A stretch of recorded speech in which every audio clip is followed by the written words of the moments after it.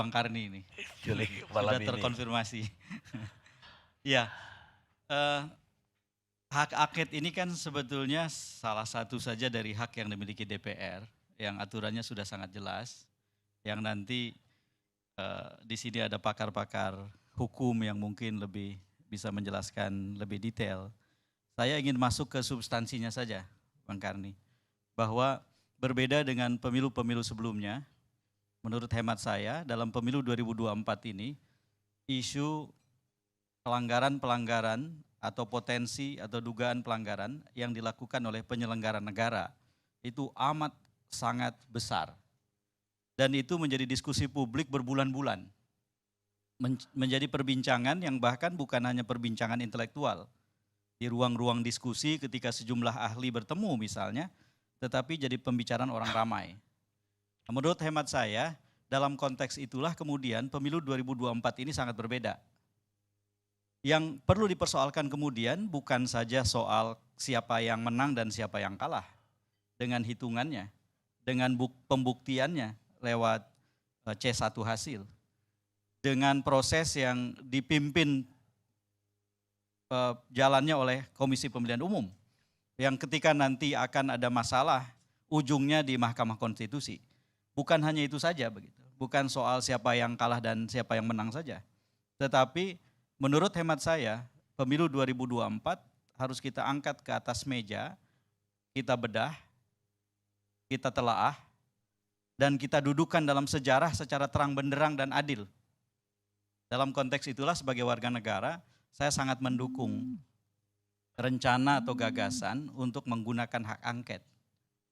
Dalam bayangan saya dengan pemahaman yang saya miliki, yang serba terbatas, ya hak angket ini memang target akhirnya itu bukan mengubah hasil pemilu, tetapi mempersoalkan, melakukan penyelidikan yang serius terhadap sejumlah hal yang berkaitan dengan langkah atau kebijakan yang diambil dalam kaitan dengan pemilu oleh penyelenggara negara. Dan itu bisa dimulai dari misalnya mempertanyakan soal bantuan-bantuan sosial dalam beragam jenis, yang difasilitasi oleh anggaran yang luar biasa besar. Yang kalau dibandingkan dengan pemilu tahun 2019 misalnya, kenaikannya kan gila-gilaan gitu. Dari di bawah 200 triliun selama 2018 sampai 2019, itulah dana anggaran pembangunan dan dana APBN untuk bantuan-bantuan sosial waktu itu menjadi lebih dari 560 triliun untuk 2023-2024 begitu. Nah, ini bisa diangkat ke permukaan, apalagi kemudian bukan hanya soal besaran yang jadi masalah, tetapi yang jadi masalah adalah personalisasi, dugaan personalisasi. Digunakannya bantuan sosial dalam beragam bentuk itu, termasuk BLT, bertumpang tindih dengan kerja-kerja elektoral yang sifatnya partisan untuk memenangkan salah satu pasangan calon. Lalu kemudian setelah itu, harus diangkat juga soal nepotisme. Apakah keputusan MK nomor 90 tahun 2023 itu sudah dengan terang benderang menegaskan terjadinya nepotisme? Dan tentu saja ketika memang itu terjadi yang melibatkan presiden dan ketua MK, yang kemudian jadi objeknya adalah calon wakil presiden salah satu paslon, maka harus diangkat ke permukaan oleh lembaga seperti DPR mempertanyakan kerusakan-kerusakan tegaknya demokrasi dalam pemilu 2024 dikaitkan dengan itu. Lalu kemudian mobilisasi aparatur yang juga menjadi dugaan, sehingga kepolisian, TNI, birokrasi, dan lain-lain itu kemudian menjadi bagian dari isi dari hak angket itu. Jadi menurut saya ini bisa dibikin panjang nih. Apa yang disebut sebagai cawe-cawe Presiden Jokowi, menurut saya tidak bisa dibiarkan tidak dicatat oleh sejarah dan kita ambil pelajarannya. Jika kemudian ada banyak kekeliruan di dalam praktek cawe-cawe itu, keterlibatan presiden, ya selayaknya kita ambil pelajaran itu. Supaya tidak ada lagi presiden di kemudian hari yang melakukan hal yang serupa atau bahkan lebih buruk begitu. Jadi ini adalah tugas atau kewajiban sejarah yang sangat penting dari sisi itu. Sekali lagi, ini tidak langsung berkait dengan soal distribusi suara yang diperoleh oleh setiap paslon dalam pilpres. Atau kalau mau diperluas di dalam pemilihan legislatif gitu. Nah saya sendiri dalam beberapa kesempatan menekankan aspek yang lain yang disalahpahami seolah-olah seperti pilihan berganda gitu. Angket atau yang lain, sebetulnya bukan. Dalam penggunaan haknya itu, DPR kemudian bisa menggunakan berbagai jenis rapat atau forum yang jenis-jenisnya beragam, yang rinciannya juga sudah jelas di aturan. Dan yang saya usulkan sejak cukup lama adalah salah satu jenis rapat yang harus digunakan dalam konteks ini adalah pansus, panitia khusus. Panitia khusus ini adalah panitia yang dibentuk lintas komisi, mewakili semua komisi, diwakili oleh fraksi, yang biasanya keanggotaannya itu mencerminkan proporsi kekuatan fraksi itu dengan anggota sebanyak-banyaknya 30 orang, kan begitu aturannya. Kemudian kepemimpinannya terdiri dari 1 orang ketua dengan 3 orang wakil ketua yang dimajukan dalam kompetisi, kalau ada kompetisi di dalam pansus itu melalui paket yang tidak berubah.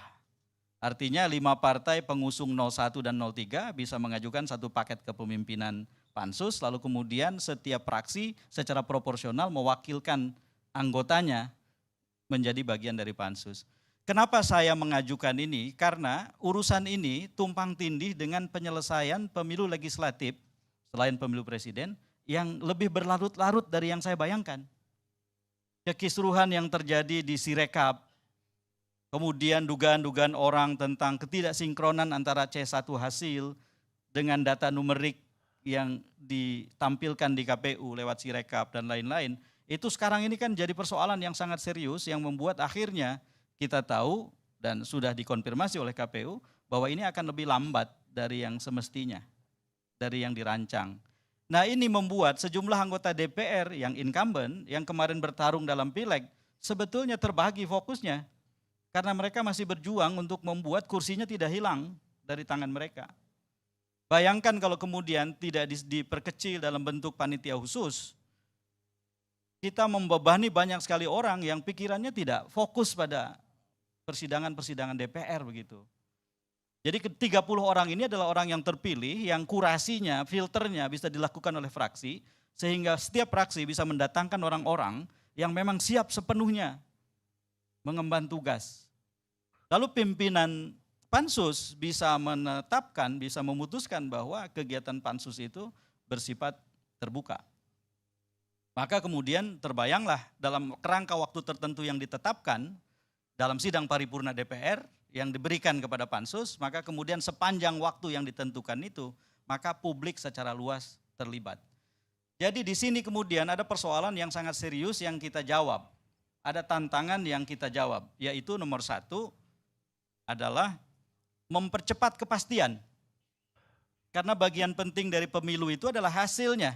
Dan ketika kemudian ada ketidakpastian yang berkepanjangan, maka menurut saya ini akan jadi bahaya. Dan tidak boleh jadi presiden. Nah adanya pansus yang bekerja fokus di sana itu membuat tidak banyak hal tumpang tindih dalam urusan penyelesaian politik kita. Termasuk KPU dan lain-lain bisa bergerak menyelesaikan secepat mungkin. Kemudian yang kedua menurut hemat saya, kita jaga keutuhan negara, kita bikin kanalisasi, kita bikin saluran yang tepat untuk setiap warga negara untuk bisa terlibat, Bang Karni. Dan adanya pansus yang terbuka itu membuat semua orang merasa menjadi pemangku kepentingan yang dilibatkan. Karena semua pembicaraan dibuka di hadapan mereka.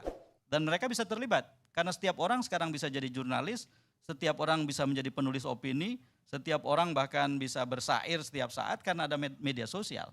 Dan keterlibatan itulah yang kemudian akan menandai bahwa setiap orang diberi kesempatan untuk merumuskan sejarah. Dalam ilmu sejarah itu kan ada gium yang mengatakan sejarah disusun oleh mereka yang menang. Menurut saya ada kalanya kita harus memberikan kesempatan kepada orang-orang yang kalah untuk menulis sejarah juga. Artinya okelah di ujung nanti kekalahan akan diderita oleh mereka yang memang kalah. Tetapi pada saat yang sama mereka yang kalah ini diberi kesempatan untuk mendudukkan dan merumuskan pemilu 2024 dengan sejarah yang lebih adil gitu. Nah jadi intinya saya mendukung sepenuhnya sebagai warga negara penggunaan hak angket ini. Bahwa diskusinya nanti bisa kita lanjutkan ke soal seberapa mungkin, seberapa solid kelima partai itu yang mengusung 01 dan 03. Apa saja hambatannya baik politis maupun yang teknis dalam penyelenggaraannya kita bisa diskusikan. Tetapi intinya saya termasuk warga negara yang mendukung rencana penggunaan hak angket ini sambil mengusulkan agar dalam konteks itu dibuat pansus pemilihan presiden 2024 yang membuat nanti semua pemangku kepentingan bisa terlibat. Artinya juga pansus bisa menghadirkan siapapun, termasuk para ahli hukum tata negara, para ahli ilmu politik dan pemerintahan dan lain-lain, selain tentu saja para penyelenggara negara yang berkaitan dengan kewenangan-kewenangan yang relevan. Nah, bayangkan jika proses ini dilakukan dengan cepat, tanpa mengganggu banyak sekali hal teknis yang harus kita kerjakan juga segera, maka insya Allah pemilu 2024 akan dicatat setidak-tidaknya menjadi pemilu di mana setiap orang diberi kesempatan merumuskan sejarahnya secara tuntas, secara komprehensif, secara adil. Kurang lebih itu Bang Karni sebagai awal mula dari saya. Ya, tapi kalau tadi itu tidak berguna untuk membatalkan hasil pemilu, dan gunanya tentu aja tinggal untuk memakzulkan presiden. Itu bagaimana dengan perbincangan berapa pekan ini soal kecurangan, maka dari ini pun ada konferensi pers dari PDIP yang menyoroti soal penghitungan suara yang mereka tuduh bahwa servernya justru ada di luar negeri dan server itu tidak bisa mereka kontrol lah sebagai peserta pemilu. Jadi gak ada guna dong soal kecurangan kita bolak-balik kalau itu tidak bisa dianulir atau didiskualifikasi. Soal kecurangan itu secara paralel bisa menjadi bagian pembahasan di gugatan di MK dan di penggunaan hak angket lewat pansus tadi misalnya. Bedanya adalah di MK yang kemudian dituntut adalah yang menggugat, katakanlah 01 dan 03 ini yang akan menggugat. Itu tidak boleh punya Prabowo sindrom. Prabowo sindrom itu adalah kalah, tidak terima kekalahan, menggugat, tapi bukti nggak cukup. Saya sebut itu sebagai Prabowo sindrom, karena 2 kali di 2014 dan 2019 itulah yang terjadi. Bang Yusril tahu persis itu soal itu. Nah, Prabowo sindrom ini menurut saya tidak boleh diulang oleh 01 dan 03. Artinya mereka punya tanggung jawab sejarah yang sangat besar nih. Di sini juga ada wakil-wakilnya untuk menyiapkan bukti yang cukup sehingga kemudian ketika mereka bertarung di persidangan Mahkamah Konstitusi, kita tahu bahwa ini pertarungan yang memang layak. Jangan sampai kemudian yang terjadi adalah pertarungan seperti 2 pilpres sebelumnya gitu. Saya berbicara dengan tim hukum dari Prabowo Sandi yang 2019, ternyata kan C1 asli yang dibawa ketika mereka bertarung amat sangat terbatas. Jauh dari jumlah 800.000 lebih TPS gitu. Nah itu di satu sisi Bang Karni. Di sisi yang lain, pelanggaran yang dilakukan oleh penyelenggara negara yang memfasilitasi terjadinya kecurangan dalam berbagai bentuk, itu diungkap secara terbuka di proses penggunaan hak angket dan pansus itu. Disitulah semua itu dibeberkan. Sehingga dengan demikian sebetulnya secara kontekstual kecurangan itu akan menjadi bagian yang sangat penting dari penyelenggaraan hak angket. Ketika misalnya polisi memang diduga melakukan mobilisasi elektoral, intimidasi dan seterusnya diangkat secara terbuka di forum resmi di penggunaan hak angket dan pansus itu. Lalu kemudian orang langsung bisa mendetailkannya di dalam pansus itu. Seberapa jauh itu berkaitan dengan kemungkinan perolehan suara atau hasil elektoral setiap kontestan. Nyambung. Begitu juga dengan bansos. Apakah memang kemudian teman-teman di DPR terutama 5 fraksi yang mengusung 01 dan 03 memiliki bukti tentang misalnya saja personalisasi dan politisasi bansos. Ya di luar bukti-bukti yang dengan sendirinya terhidang gitu. Seperti yang ditampilkan oleh pidato dalam kampanyenya Ketua Umum PAN yang beredar videonya itu. yang jelas merupakan upaya personalisasi dari bansos yang keliru gitu. Nah, itu semua akan membuat nanti untuk pertama kali persidangan MK menyangkut gugatan hasil Pilpres tersokong oleh konteks yang sangat kuat lewat kerja yang dilakukan oleh DPR RI lewat penggunaan hak angket dan pansus itu. Jadi tidak benar kalau dibilang bahwa hak angket atau pembentukan pansus dan aktivasi pansus ini tidak akan ada gunanya berkaitan dengan kecurangan. Besar sekali gunanya. Karena dua pekerjaan ini berlangsung paralel. Tapi sekali lagi ini ada wakil dari 01 dan 03 bersama kita. Yang saya sangat harapkan sebagai warga negara adalah please jangan mengidap Prabowo Syndrome. Karena mengidap itu berarti ya membuat apa yang Bang Yusril sudah sampaikan di beberapa tempat itu akan terjadi gitu. Bahwa Bang Yusril sebagai pihak yang tampaknya akan wakili 02 nanti akan membuktikan bahwa nggak bisa ini gugatan ini diterima dan diproses dengan layak misalnya, yang semacam itu. Nah inilah yang bisa saya harapkan sebagai warga negara, Bang Karni. Baik.